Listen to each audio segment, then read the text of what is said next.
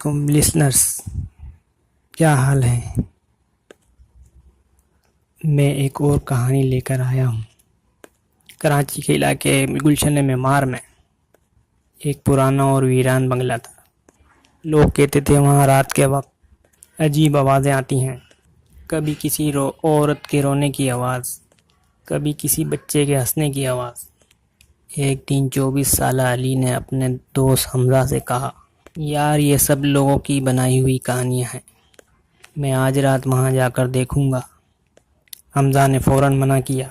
علی وہاں کئی لوگ جا کر آئے ہیں، سب ڈر کر واپس آئے ہیں، مگر علی نے نہیں مانا۔ رات 11 بجے وہ ٹارچ اور موبائل لے کر بنگلے میں داخل ہوا۔ اندر ہر طرف گرد اور جالے تھے، ہوا کے ساتھ دروازے چرچرا رہے تھے۔ اچانک اوپر والے کمرے سے کسی کے چلنے کی آواز آئی، ٹھک ٹھک ٹھک ٹھک ٹھک۔ علی نے ٹارچ اوپر کی اور سیڑھیاں چڑھنے لگا، اور اوپر پہنچ کر اس نے دیکھا ایک کمرہ آدھا کھلا ہوا ہے۔ جیسے ہی اس نے دروازہ کھولا اندر کوئی نہیں تھا، لیکن کمرے کے درمیان ایک پرانی گھڑی رکھی تھی، کمرے کے درمیان ایک پرانی گڑیا پڑی تھی۔ گڑیا کی آنکھیں عجیب انداز میں چمک رہی تھیں۔ علی نے کہا، بس یہی ہے لوگوں کے ڈرنے کی وجہ۔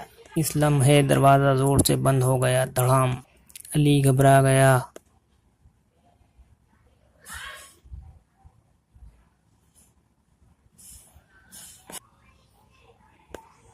مگر دروازہ نہیں کھلا۔ تبھی اس کے پیچھے سے ایک بچی کی آواز آئی، میری گڑیا مجھے واپس دو۔ علی نے فوراً پیچھے دیکھا، وہاں سفید کپڑوں میں ایک چھوٹی بچی کھڑی تھی، اس کا چہرہ بالوں میں چھپا تھا۔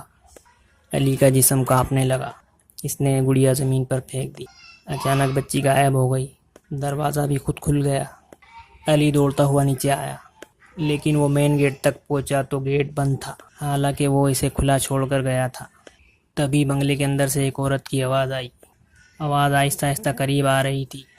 علی نے پیچھے مڑ کر دیکھا، ایک سفید بال والی عورت اس کے پاس آہستہ آہستہ بڑھ رہی ہے، اس کے پاؤں زمین سے اوپر تھے۔ علی زور زور سے درود شریف پڑھنے لگا۔ عورت رک گئی، مگر اس کی آنکھیں سرخ ہو گئیں۔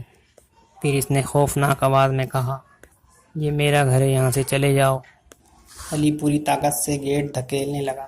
اچانک گیٹ کھل گیا، وہ باہر نکل کر بھاگا اور گھر پہنچ گیا۔ اگلے دن اس نے محلے کے ایک بزرگ سے واقعہ بیان کیا۔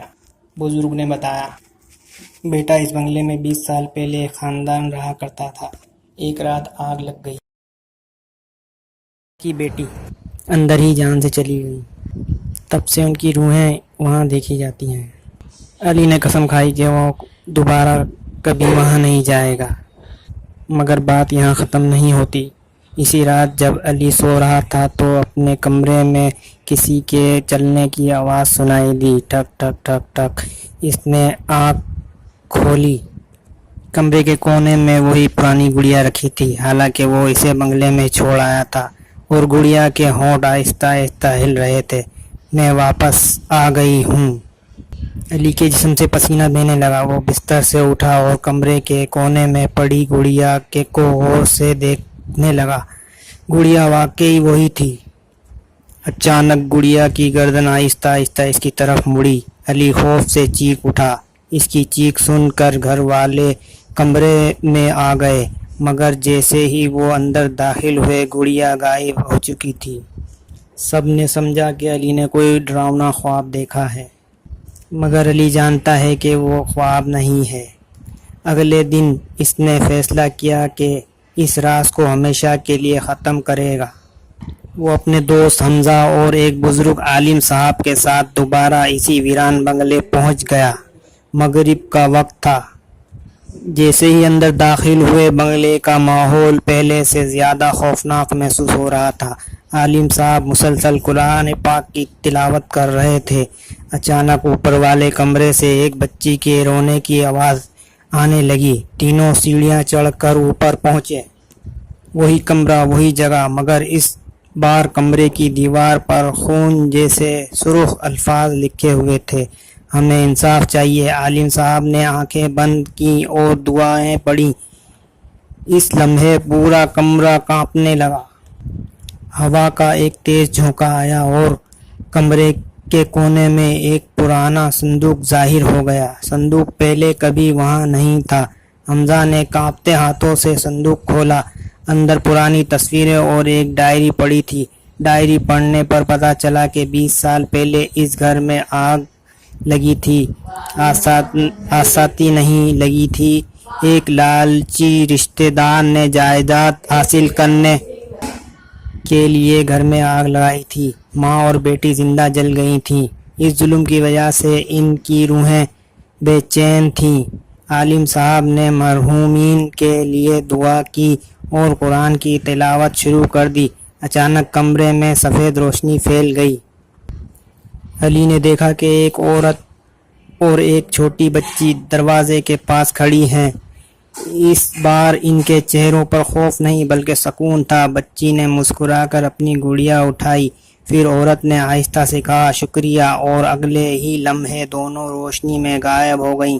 کمرے کی ٹھنڈی اور خوفناک فضا ختم ہو گئی، بلکہ بنگلہ بالکل خاموش ہو گیا۔ اس رات کے بعد کبھی کسی نے وہاں کوئی پراسرار آواز نہیں سنی۔ لوگوں کا کہنا تھا کہ آخر کار ماں اور بیٹی کو سکون مل گیا۔ مگر کئی سال بعد جب اس بنگلے کو گرانے کی تیاری ہو رہی تھی، مزدوروں کو ملبے کے نیچے ایک پرانی گڑیا ملی۔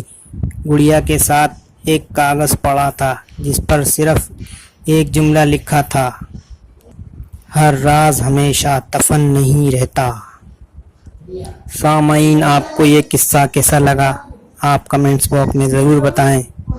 اگلے قصے کے لیے حاضر ہوں گے انشاءاللہ عز و جل۔